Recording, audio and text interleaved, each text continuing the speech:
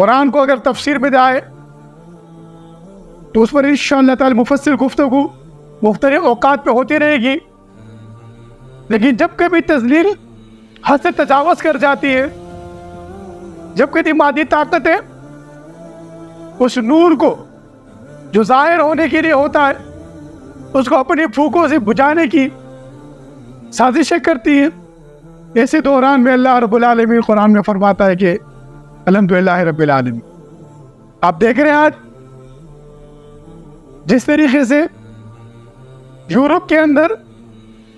اور مشرقی ملک ہندوستان کے اندر حضور نبی کریم صلی اللہ علیہ وسلم کی توہین کی جا رہی ہے، جس طریقے سے کارٹون بنائے جا رہے ہیں، جس طریقے سے ہندوستان کے اندر اسلامی اشعار پر جو کہ مشرقی اشعار بھی ہیں، جس کے تعلق مشرق سے بھی ہے، چاہے وہ حجاب ہے اس کے تعلق مشرق سے ہے، لیکن وہ دشمنی ہے اسلام میں،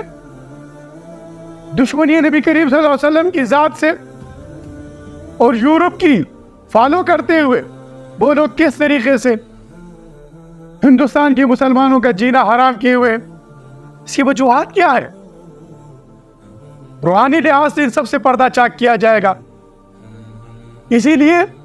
کیونکہ وہ جانتے ہیں آج یورپ، اسرائیل اور ہندوستان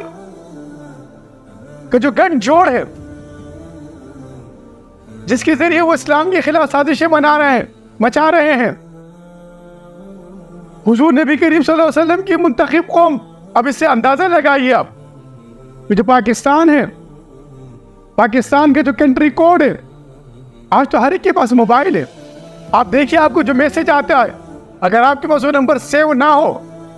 تو آپ کے نمبر سے پہلے وہاں پر 92 لکھا آتا ہے، سب دیکھیے غور سے ذرا۔ اب 92 کو اگر اعداد میں آپ دیکھیں، واقعہ مولا حضرت محمد مصطفیٰ صلی اللہ علیہ وسلم کے